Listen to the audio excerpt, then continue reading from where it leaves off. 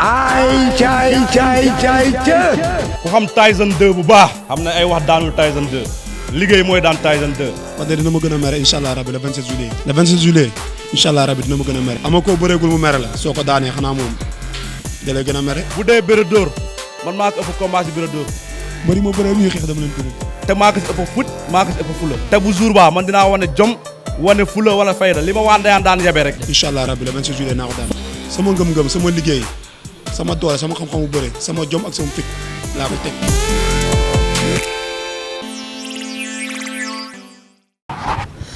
mbokk yi seetaan luttetv.com ñoo ngi leen di nuyu di leen ziar ñu jëm nag ci benn combat bi ñëpp di ko xaar mu war a am samedi 13 juillet bi nar a dox ci diggante Lac 2 ak Boy Niang ñu ci tàllal suñu micro ñi nga xamante ne yàgg nañ ci làmb xam ci làmb lu bari tey na ñu ñëw fii sunu làmb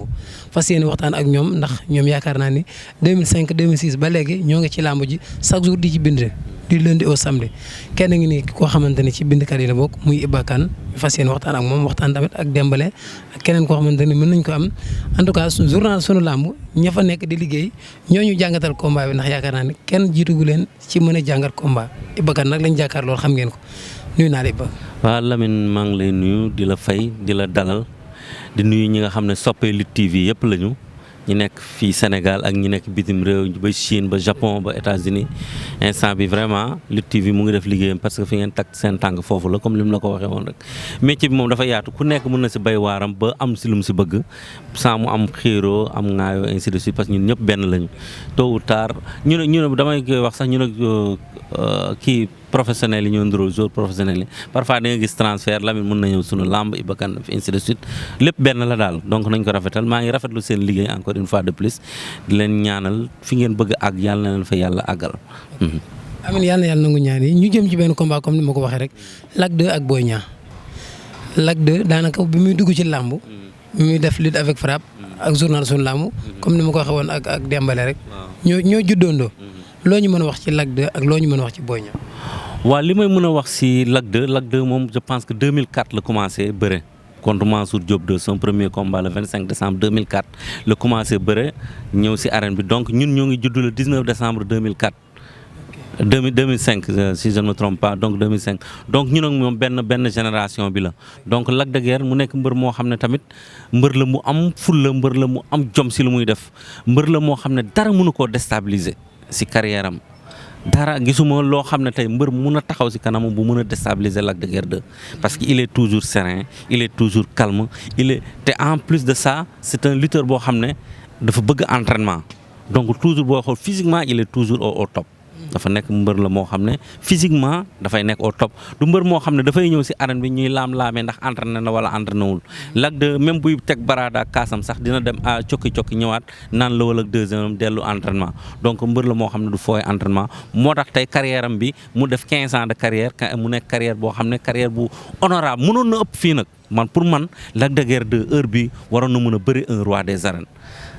Lac de Guiers 1 heure bi waroon na mën a téye couronne roi des arènes mais lan moo tax ba loolu teewu ko je pense que foot bi si moom la parce que Lac de Guiers 2 dafa dul bàyyeeku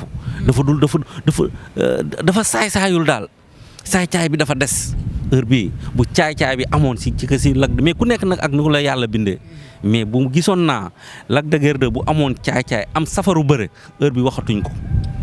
parce que booy xool dafay téye boppam si ay combat Lac de Guiers 2 bu doon offensif kenn mënu attanu ko parce que mbër la moo xam ne du saax-saaxee ay combat am bu xalaatu ko sax te kenn mënu ko saax-saaxeeloo combat am kenn mënu ko changeloo stratégie lu muy am andi lu ko coach sam wax encadrement wax loolu lay bëree te loolu la tàmm di bëree gisuma lu koy mën a changeloo.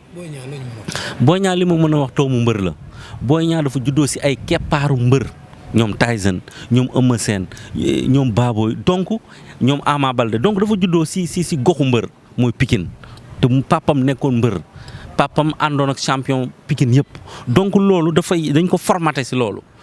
Boy Niang 2 dañ ko formaté si loolu ba pare moom Boy Niang 2 dafa am moom bërekat la Boy Niang c'est un vrai lutteur la mbër la Boy Niang dafa mën a bëre macha allah lutteur la foo leen jàppantee na nga am danger Boy Niang dafa mën a bëre ndaanaanu bërekat la. dégg naa la sànq nga ni Lac de Guiers kenn mënu koo changé loo bëreem la Boy Niang ñoom nit ñi tamit ñu si ëpp ni day xaar est-ce que kon combat bi du laaj kenn ci ñoom ñaar changé ni nga doon bëre. combat bi kenn si ñoom du changé bëre stratégie bi man j'ai peur même pour ce combat man dama am benn tiitaange si combat bi waxoon naa ko fi dinaa ko waxaat yàlla nag moo xam ne mais si ni ma jàngatee ñaari mbëri man j'ai peur que combat bi terminé par un nul. bugguma ko nag mais mun naa nekk parce que Lac de Guiers 2 ni ma ko xamee amul ku ko mën a changé loo stratégie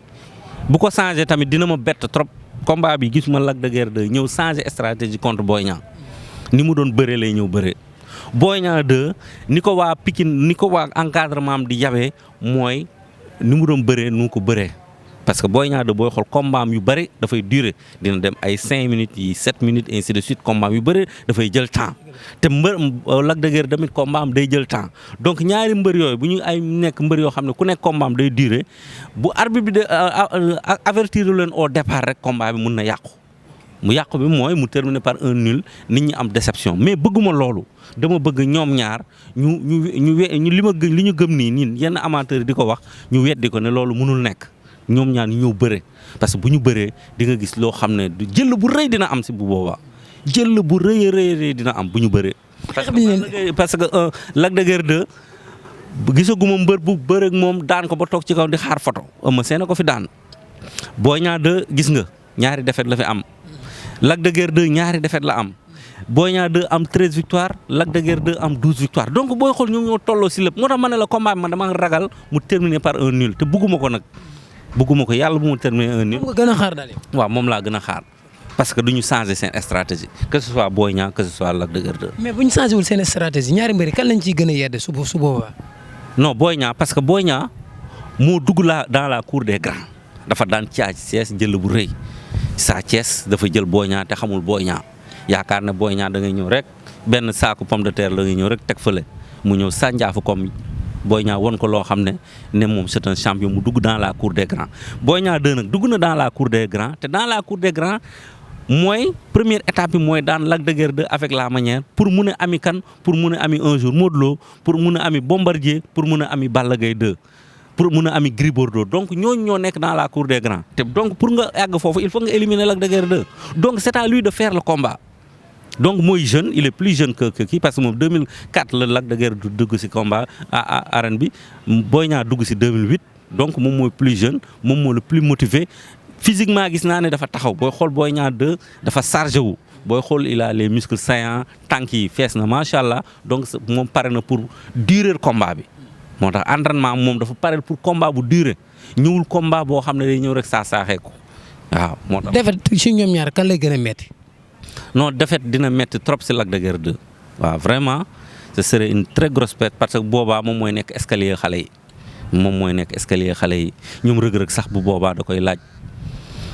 bu boobaa mënatul bañ rëg-rëg parce que rëg-rëg day taxaw moom tamit day dugg géejawaay donc défaitu Lac de Guiers 2 day métti trop mais Boy Niang 2 bu si amee défaite dinañ wax ne dafa doon tànt ji amul ku doon def bag la amul bag day dem defuwaat defaruwaat ainsi de suite utiwaat keneen dàqante jëkoo keneen ainsi de pour mën a ñëwaat si course bi parce que moom moo ngi dans la cour des grands kenn mënatu si mais pour mu àgg fu mu jëm daal il faut mu daan ñëw wane lu bees tàq wane safara wane bëre ñëw daan Lac de Guiers jël bu rëy pour mun a agsi si li mu la wax mooy ñoom Modou Lo mooy ñoom Balla Gaye 2 mooy ñoom Bombardier mooy ñoom Gris Bordeaux ainsi de suite pour mun a àgg foofu mun a nekk un jour roi des arènes parce que loolu mooy rêve Boy Niang 2 nekk roi des arènes après Eumeu Sène te pour nga nekk roi des arènes nag du ay combat yu yàgg wala ay combat yu insipide moo la koy may combat comme nu mu daanee Sa Thiès avec la manière loolu la ñu soxla mais bu ñëwee bëree comme ni mu bëree woon contre Zos téye boppam waa këram téyel ko boppam dina si am lu ko naqari parce que Lac de Guiers 2 une fois de plus man si li may jàngat du mbër muy changer stratégie xool ko combat am ak Yékini jóge si défaite moom mu gën a nekk xale Yékini mais nan nga si gis combat boobu loo si gis Lac de Guiers 2 changé wul d'un iota stratégie te def si mës a am ndam contre Papa Sow lan lañ doon wax moom ëpp doole Papa Sow mooy kii changé wu si dara dafa bëre normal loolu la xam loolu lay jëfee te rasukat la attention aux lutteurs yu mën a rasu ils sont toujours dangereux dañuy am benn botte secrète boo xam ne day nekk si ñoom dama ragal mbër muy rasu. merci jërëjëf.